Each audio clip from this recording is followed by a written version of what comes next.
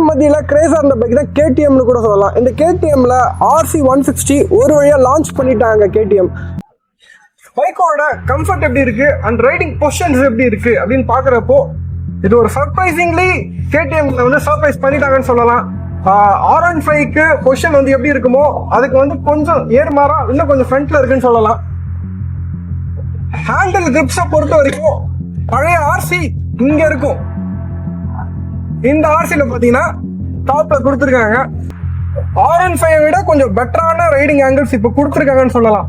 இது ஒரு பெரிய பெனிஃபிட்னு நான் சொல்லுவேன். ஏன்னா நிறைய ரைடர்ஸ் வந்து R15 வந்து சூஸ் பண்றப்போ அதுக்கு வந்து ஹேண்டில் பேர்ஸ் இன்னும் வந்து ஸ்டெப் அப் பண்ணி தான் ஓட்டணும் அப்படின்னு ஆசைப்படுறாங்க. RCனா உங்களுக்கு டைரக்டாவே ஸ்டாக்லயே இந்த ஹேண்டில் பேர்ஸ் உங்களுக்கு கொடுக்கறதுனால இது ஒரு பெரிய பெனிஃபிட் நான் சொல்லுவேன். அண்ட் அதோட ரைடிங் பொசிஷன் உங்களுக்கு லாங் போனாலுமே இந்த பிரிஸ்ட் பெயினோ ஷோல்டர் பெயினோ கண்டிப்பா வராது. இதுக்கு நான் உங்களுக்கு வந்து அஷூரன்ஸ் கொடுக்குறேன். எனக்கு அந்த அளவுக்கு கம்ஃபர்ட்டா இருக்கு பை. நான் இதை ஆட் பண்ணி கூட போடுறேன். நிஜமாவே எனக்கு இந்த வண்டி நான் ஓட்டிட்டு வந்தேன் ஹைவேஸ்ல. எனக்கு நிஜமாக ரொம்ப கம்ஃபர்ட்டா இருக்கு. ஒரு RC ஓட்டுற மாதிரியே இல்லை. பழைய RCனா நீங்க ஓட்டினீங்கன்னா கண்டிப்பா சொல்றேன் பிரிஸ்ட் பெயின் உங்களுக்கு கண்டிப்பா எடுக்கும், ஷோல்டர் பெயின் கண்டிப்பா எடுக்கும். RC பெட்டரான ரைடிங் பொசிஷன் உங்களுக்கு கொடுத்துருக்காங்க, பெட்டர் தென் R15.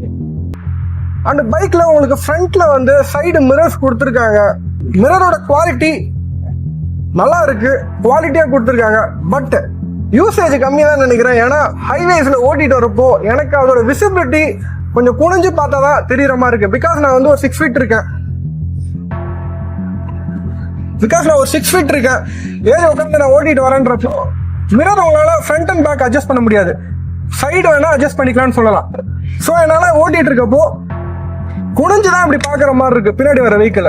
ஸோ எனக்கு வந்து ஒரு சின்ன ஒரு டிராபேக்னு சொல்லுவேன். இந்த மிரர்ஸ் கொடுத்துமே யூசேஜ் கொஞ்சம் கம்மி தான். ஸோ அதனாலதான் வந்து இந்த மிரரை வந்து இன்னும் கொஞ்சம் எலாபரேட் பண்ணிருக்கலாம் அப்படின்ற மாதிரி எனக்கு தோணுது. ஆனா நம்ம RC பாத்தீங்கன்னா உங்களுக்கு வந்து சைட் ஃபேரிங்ஸ் பாத்தீங்கன்னா ஃபைபர்ல கொடுத்துருக்காங்க. அண்ட் மேல் டாப் லேயர் பாத்தீங்கன்னா உங்களுக்கு வந்து இன்சைட்ல உங்களுக்கு வந்து ஹார்ட் பிளாஸ்டிக்ல வருது. இந்த லேயர் பாத்தீங்கன்னா உங்களுக்கு வந்து ஹார்ட் பிளாஸ்டிக், இந்த லேயர் உங்களுக்கு ஃபைபர்ல கொடுத்துருக்காங்க. ஸோ உங்களுக்கு வந்து குவாலிட்டி வைஸ் ஒரு பில்ட் குவாலிட்டி சூப்பராக கொடுத்துருக்காங்கன்னு சொல்லலாம். எனக்கு பழைய RCல பார்த்தீங்கன்னா உங்களுக்கு வந்து இந்த அளவுக்கு வந்து உங்களுக்கு வந்து ஃபேரிங்ஸ் வராதுன்னு சொல்லுவேன். 2026 மாடலில் பார்த்தீங்கன்னா உங்களுக்கு வந்து இந்த எக்ஸ்டெண்ட் பண்ணி கொடுத்துருக்காங்க இந்த ஃபேரிங்ஸ். இது லுக் சூப்பராக இருக்கு. அண்ட் வெளியில வந்து ரோட் ப்ரெசன்ஸ்ல நான் ஓட்டிட்டு போறேன். நிறைய பேர் பார்த்துட்டு இது ஒரு 160 வெஹிக்கிளான்ற மாதிரி தான் நம்மள பாக்குறாங்க. கிட்டத்தட்ட ஆடியன்ஸோட பார்வை பூராமே நம்ம சைட் திரும்புது இந்த வண்டி எடுத்துட்டு போறப்போ.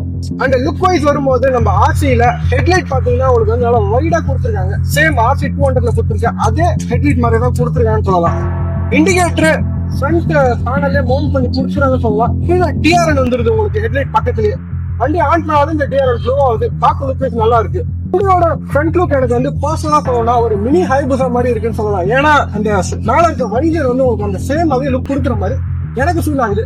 அண்ட் இது எப்படி இருக்குன்றத லுக் சப்ஜெக்டிவா தான் இருக்கு. ஸோ நீங்க கமெண்ட் செக்ஷன்ல கமெண்ட் பண்ணுங்க இது எப்படி இருக்குன்றத.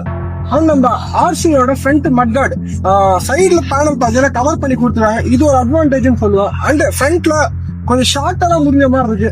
இன்னும் கொஞ்சம் எக்ஸ்ட்ராவா ஃப்ரண்ட்ல வந்து பிரிச்சிருக்கலாம் அப்படின்றது என்னோட ஃபீலிங். ஏன்னா வந்து இன்னும் கொஞ்சம் வெளியில தள்ள மாதிரி கொடுத்துருந்தா ரைனி டைம்லயும் அண்ட் நிறைய சேறு சைடுகள் இல்லாம கொஞ்சம் மேனேஜ் பண்ணலாம்னு நான் சொல்லுவேன். அண்ட் இது வந்து லுக்கை கெடுக்க கூடாதுன்னு ஷார்ட்டா கொடுத்துருக்காங்க அப்படின்ற மாதிரி KTM கிளைம் பண்றாங்க. அந்த பைக்கோட ஸ்விட்சஸ் அண்ட் ஃபீச்சர்ஸுக்கு வருவோம். ஸ்விட்சஸோட குவாலிட்டி சூப்பரா கொடுத்துருக்காங்க. ஹசார்ட் லைட்டோட ஸ்விட்ச் எல்லாம் எனக்கு வந்து இம்ப்ரெசிவா இருந்தது. கிட்டத்தட்ட பாத்தீங்கன்னா hazard light single click on, single click off, அவ்வளவுதான். சூப்பராக கொடுத்துருக்காங்க ஸ்விட்ச் குவாலிட்டி. அண்ட் பாசிங் லைட் ஃப்ரண்ட்ல கொடுத்துருக்காங்க. பாசிங் லைட் நல்லா பிரைட்னஸ் நல்லாவே இருக்கு, டீசெண்டா இருக்குன்னு சொல்லலாம். அண்ட் கன்சோலோட ஸ்விட்ச் உங்களுக்கு வந்து லெஃப்ட் ஹேண்ட்ல கொடுத்துருக்காங்க. ஸ்விட்சஸோட குவாலிட்டி தாறுமாறா இருக்கு கைஸ். பிரீமியமா கொடுத்துருக்காங்க KTM. அவங்க ஒரு இன்டர்நேஷனல் கம்பெனின்றத இதுல காட்டுறாங்க. ஜாப்பனீஸ பேஸ் பண்ணி ரெண்டு பைக்குமே இருந்தாலுமே இதோட ஸ்விட்ச் குவாலிட்டி சூப்பரா தாறுமாறா கொடுத்துருக்காங்க. அண்ட் ரைட் சைட்ல பாத்தீங்கன்னா உங்களுக்கு வந்து இன்ஜின் கட் ஆஃப் ஸ்விட்ச் கொடுத்துறாங்க. இக்னிஷன் ஸ்விட்ச் கீழே கொடுத்துறாங்கன்னு சொல்லலாம். ஸோ உங்களுக்கு வந்து ஸ்விட்ச் வைஸும் சரி, ரைடிங் பொசிஷன் வைஸ் சரி, ஒரு பிரீமியமான பைக்கை KTM சைட்ல இருந்து கொடுத்துருக்காங்க. கேக்குதா ப்ளூ கைஸ்? மெட்டல்ல கொடுத்துருக்க டேங்க், மெட்டல்ல வந்து டேங்க் செட்டப் நல்லா ஸ்ட்ராங்கா கொடுத்துருக்காங்கன்னு சொல்லலாம். அந்த சைடு ஆஃப் வந்து பாத்தீங்கன்னா பிளாஸ்டிக் டிசைன்ல கொடுத்துருக்காங்க. டேங்க் ஃபுல்லாவே மெட்டல் தான். ஸோ கீழே வந்தாலும் ஒரு பிரச்சனையும் ஆகாது வண்டி. பைக்கோட சீட் கம்ஃபர்ட், ரைடருக்கு நல்ல குஷனியான சீட்டு, வைடரான சீட்னு சொல்ல முடியாது, பட் மீடியம் கம்ஃபர்டான சீட் கொடுத்துருக்காங்கன்னு சொல்லலாம். சீட்ல பாத்தீங்கன்னா ஆர்சின்ற ஃப்ரேமிங் கூட வருது, நல்லா இருக்கு அந்த கிராபிக்ஸ். அண்ட் பில்லியனுக்கு ஒரு ஸ்ட்ரெச் மார்க்கோட ஒரு சீட் ஒன்று கொடுத்துருக்காங்க. கம்பேரிட்டிவ்லி R15 விட இதுல சீட் குவாலிட்டி பெட்டரா கொடுத்துருக்காங்க, குஷனியா கொடுத்துருக்காங்கன்னு சொல்லலாம். அண்ட் ஹேண்ட் கிராப்ஸ் கொடுத்துருக்காங்க. குரூப்பர் ஃபேன்ஸ் பாத்துக்கோங்க, ஹேண்ட் கிராப்ஸ் எல்லாம் கொடுத்துருக்காங்க. சப்போஸ் நீங்க ஃபேமிலியா யாராவது கூப்பிட்டு போறீங்கன்ற பட்சத்துல ஏறி உட்காந்துட்டு சேஃப்டி இல்லாம எதையும் பிடிக்க முடியாம உங்களால போக முடியாதுன்னு சொல்லலாம் R15ல. பட் இதுல உங்களால ஹேண்ட் கிராப்ஸ் ஹோல்ட் பண்ணிக்க முடியும். வித் ஹேண்ட் ட்ரிப்போட கொடுத்துருக்காங்க, நல்லா இருக்கு அது பாக்குறதுக்கு. லுக் வைஸும் சரி, சேஃப்டி வைஸும் சரி, KTM வந்து நல்லா ப்ரூவ் பண்ணிருக்காங்கன்னு சொல்லுவாங்க. அண்ட் பைக்கோட சீட்டிங்ல பாத்தீங்கன்னா உங்களுக்கு வந்து கீ ஹோல்ட் கொடுத்துருக்காங்க. இந்த கீ ஓபன் பண்ணீங்கன்னா உங்களுக்கு வந்து பைக்கோட ஃப்ரேமும் தெரியும், அண்ட் கீழே இருக்க வயரிங்ஸ் அண்ட் கம்பார்ட்மெண்ட் உங்களால ஏதாவது ஹோல்ட் பண்ணிக்க முடியும். சின்னதா தான் கம்பார்ட்மெண்ட் இருக்கு, மேபி மொபைல் ஹோல்ட் பண்ணலாம், இல்லைன்னா சின்ன சின்ன டூல்ஸ் வந்து மெயின்டைன் பண்ணிக்கலாம்னு சொல்லலாம் இந்த ஹோல்டர். அண்ட் அது மட்டும் இல்லாம இந்த கீ ஹோல்டர்ல உங்களால பிளேஸ் பண்ணா ஃப்ரண்ட் சீட்டை திறக்க முடியும், பேக் சீட்டை உங்களால திறக்க முடியாது. R15ல அப்படியே ஆப்போசிட், பேக் சீட் உங்களால ஹோல்ட் பண்ணி திறக்க முடியும்னு சொல்லலாம்.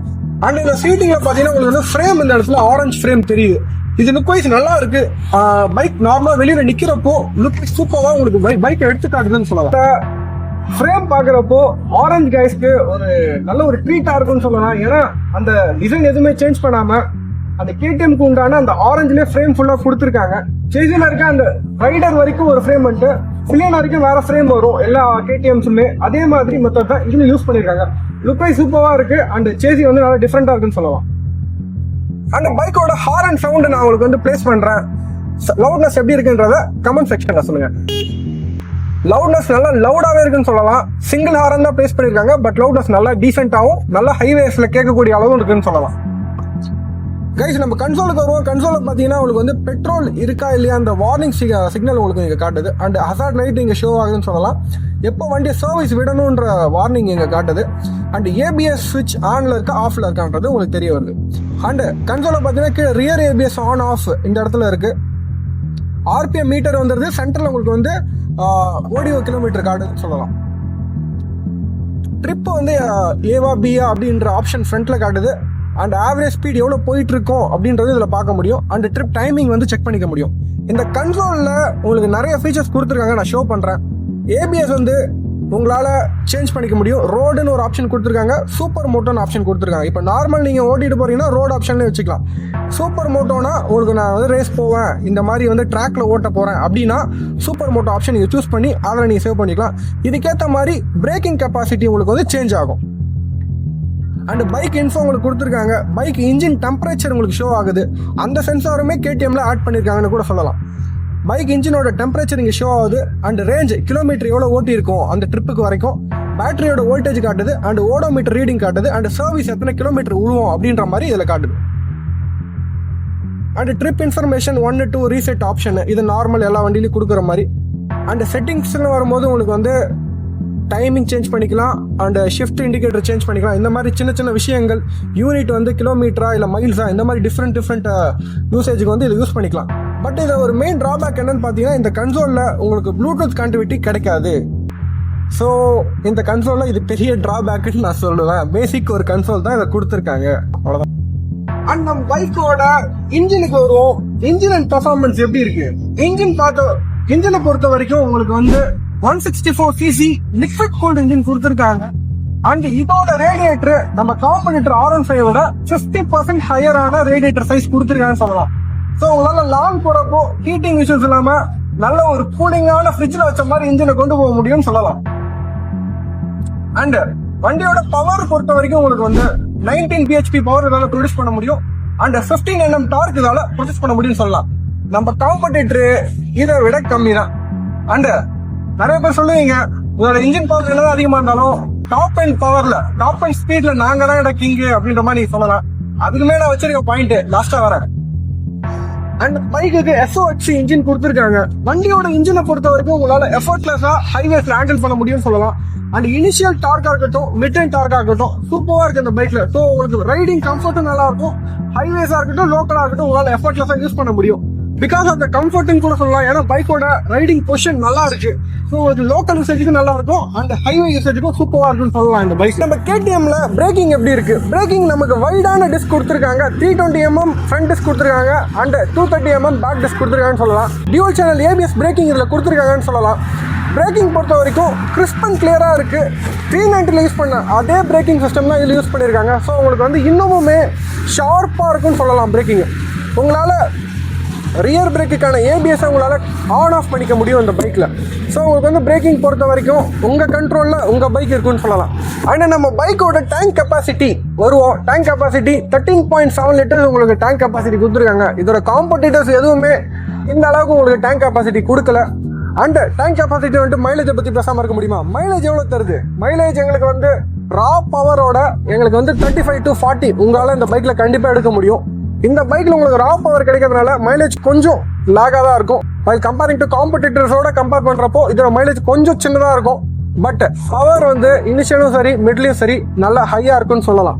அண்ட் இந்த பைக்கோட வெயிட்னு வரப்போ உங்களுக்கு வந்து 150 kgs வந்து கேடிஎம்ல கிளைம் பண்ணுறாங்கன்னு சொல்லலாம். சீட்டிங் ஹைட் பார்த்தீங்கன்னா 810mm வந்து உங்களுக்கு நல்லா ஹைட்டான சீட் கொடுத்துருக்காங்க. ஒரு 5.6 அபோவ் இருக்கவங்க கண்டிப்பாக இந்த வெஹிக்கிளை உங்களால் ஹேண்டில் பண்ண முடியும்னு நான் சொல்வேன். ஸோ இந்த பைக்கோட கம்ஃபர்டபிலிட்டி எப்படி இருக்குன்றத நீங்களே கமெண்ட் செக்ஷனில் சொல்லுங்க. அண்ட் ஃபீச்சர்ஸும் சரி மைலேஜும் சரி பவரும் சரி எப்படி இருக்குன்றத கமெண்ட் செக்ஷனில் நீங்கள் ஆட் பண்ணுங்க. பெரிய நல்ல விஷயங்கள் எல்லாத்தையும் பார்த்தாச்சு. இந்த பைக்கில் கெட்ட விஷயங்களே இல்லையா, அதாவது ப்ரோஸ் எல்லாம் சொல்லியாச்சு, கான்ஸே இல்லையா இந்த பைக்கில் அப்படின்னு கேட்குறவங்களுக்கெல்லாம் ஆன்சராக இருக்கு இந்த செக்மெண்ட்டு. என்னன்னு பார்த்தீங்கன்னா டிஎஃப்டி டிஸ்பிளே கொடுத்துருக்காங்க. நெகட்டிவ் கிளஸ்டர் இல்லாமல் ஒரு ப்ளூடூத் கனெக்டிவிட்டியோட ஒரு நல்ல கலர் டிஸ்பிளே டிஎஃப்டி டிஸ்பிளே கொடுத்துருக்கலாம். இந்த ப்ரைஸ் செக்மெண்ட்டுக்கு எல்லாருமே கலர் செக்மெண்ட் போயிட்டாங்க. இவங்க இன்னும் இதில் இருக்கிறது ஒரு சின்ன ட்ராபேக் தான். இதோட சிப்ளிங்ஸான 160 டியூக்குமே கலர் டிஸ்பிளே கொடுத்துருக்காங்க. ஏன் இந்த ஓர வஞ்சனை கேடிஎம் பண்ணியிருக்காங்கன்றது கேடிஎம் காரனுக்கு தான் தெரியும். மேபி நெக்ஸ்ட் ஜென்ரேஷனில் சேஞ்ச் அவுட் பண்ணி கொடுப்பாங்க அப்படின்னு நான் நினைக்கிறேன். அண்ட் அடுத்த விஷயங்கள் என்னன்னு பார்த்தீங்கன்னா பைக்கோட பவர் டாப் எண்ட்ல 125 தான் உங்களால் ரீச் பண்ண முடியும். டாப் ரேஞ்சுன்னு போகிறப்போ ஸ்பீட் பார்த்தீங்கன்னா 120 அப்போ உங்களால் க்ரூஸ் பண்ண முடியும். பட் இதோட காம்படிட்டர் பைக்ஸ் எல்லாம் 130, 135, 140, 145 வரைக்கும் ஒரு சில பேர் ஓட்டி வீடியோஸ் போட்டுட்டு இருக்காங்க. இது டாப் எண்ட்ல கொஞ்சம் சின்ன லாகிங் இருக்கும். பட் இனிஷியல் மிட் ரேஞ்ச் சூப்பராக இருக்கும். டாப் எண்டை எதிர்பார்த்து இந்த பைக் போறீங்கன்னா இது ஒரு சின்ன லாகிங் கொடுக்கும்னு சொல்லலாம். அண்ட் தேர்ட் என்னன்னா இந்த சைடு மிரர்ஸுக்கு ஷிஃப்டிங் இன்னும் கொஞ்சம் கொடுத்துருக்கலாம். சேஞ்சிங் பொசிஷன்ஸ் ஆல்சோ கொடுத்துருக்கலாம். சைடு மிரரோட பொசிஷன் நல்லா இருந்தாலுமே பின்னாடி வர ஹைவேஸில் போகிறப்போ உங்களுக்கு சைடு மிரர் வழியாக நீங்கள் பார்க்குறப்போ ஆப்ஜெக்ட்ஸ் எல்லாம் வந்து கொஞ்சம் குனிஞ்சு பார்த்தா தான் உங்களுக்கு தெரிய வரும். ஸோ இது ஒரு சின்ன லாகிங் தான் சொல்லுவேன். அண்ட் பெரிய லாகிங்னு கேடிஎம்ல RC 160 சொல்கிற அளவுக்கு பெரிய லாகிங்னு ஒன்றும் இல்லை. இந்த சின்ன சின்ன ப்ரோஸ் அண்ட் கான்ஸ் சொல்லலாம். நம்ம பைக்கோட எக்ஷோரூம் ப்ரைஸ் எல்லாருமே வந்து ஆச்சரியப்படும் வகையில் கேடிஎம் வந்து 1,85,000 இதில் எக்ஷோரூம் ப்ரைஸ் வந்து லான்ச் பண்ணியிருக்காங்க. ஆன் ரோடு உங்களுக்கு வந்து 2,20,000 வரைக்கும் உங்களுக்கு தாராளமாக இந்த கேடிஎம் RC 160 உங்களால் பை பண்ண முடியும்னு நான் சொல்வேன். And thanks to Villupuram KTM showroom. உங்களுக்கு இந்த பைக் வாங்குறோம்னாலும் என்கொயரினாலும் உங்களை கான்டாக்ட் பண்ணலாம். Number description. ஆனால் நம்ம கேடிஎம் RC 160யோட ப்ராப்பரான ரிவ்யூ பார்த்துருப்பீங்க. ரிவ்யூ எப்படி இருந்துச்சு அண்ட் ப்ரோஸ் அண்ட் கான்ஸ் வந்து பார்த்துருப்பீங்க. இந்த பைக் நீங்கள் வாங்குவீங்களா? R15 இது ஒரு நல்ல காம்படிட்டராக இருக்குமான்றத கமெண்ட் செக்ஷனில் நீங்கள் சொல்லுங்கள். அண்ட் இதே மாதிரி வேற எந்த பைக்கை நீங்கள் ரிவ்யூ பண்ணலான்னு ஆசைப்படுறீங்களோ அதை கமெண்ட் செக்ஷனில் போட நாங்கள் உங்களுக்காக ரிவ்யூ பண்ணுறோம். அண்ட் திஸ் இஸ் ஒரு RA Vlogs Karan. And another வீடியோவில் சந்திப்போம். Okay guys, by.